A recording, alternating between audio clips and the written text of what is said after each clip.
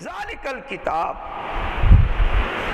اب میں آپ حضرات کے سامنے کیا ذکر کروں کہ قریب والی چیز ہو تو اس کی طرف اشارہ کرنے کے لیے ہاذا کا استعمال ہوتا ہے. ہاذا کا معنی ہے یہ. اور اگر دور والی چیز کی طرف آپ اشارہ کریں تو اس کے لیے ذالک کا استعمال ہوتا ہے، وہ. تو یہ اور وہ میں تو بڑا فرق ہے. یہ کا معنی کیا ہوا جی؟ قریب، اور وہ کا معنی دور. اب مجھے آپ یہ بتائیں کہ قرآن مجید تو ہمارے بالکل قریب ہے یا نہیں ہے؟ آپ حضرات کے سامنے موجود ہے، ایک ایک نسخہ آپ کے سامنے موجود ہے.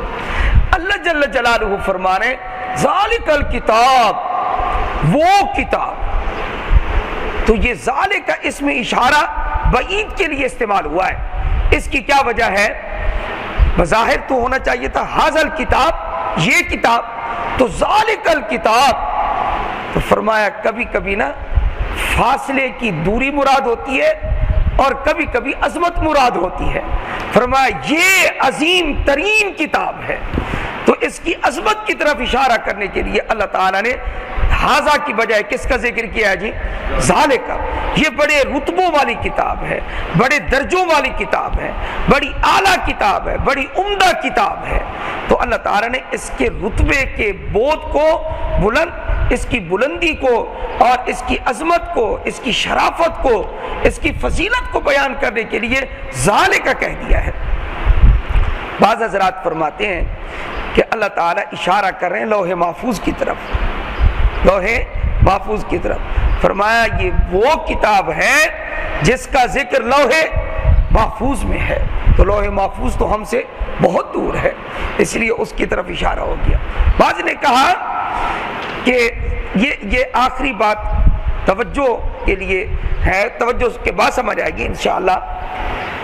قرآن کریم کے نازل ہونے سے پہلے جو یہودی علماء تھے تورات پڑھتے تھے، وہ پڑھ کے جگہ تلاش کر کے مدینہ منورہ شہر میں اور اس کے ارد گرد آ کر آباد ہو گئے تھے.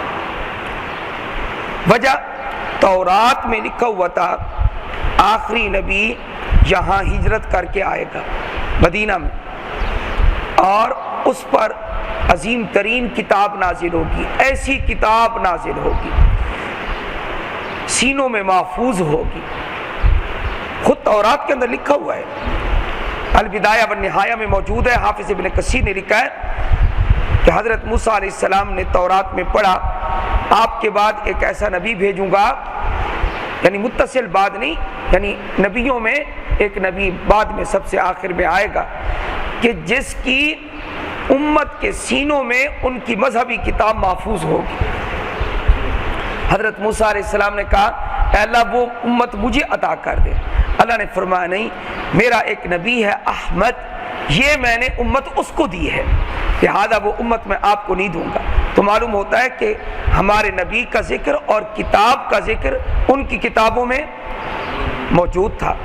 تو اللہ تعالیٰ نے اشارہ کیا اے یہودیوں، وہ کتاب جس کا ذکر تمہاری کتابوں میں ہے وہ یہ کتاب ہے. ذالک الکتاب لا ریب فیہ. اب اس کو پڑھو، اب اس کو مانو، اس پر ایمان لاؤ.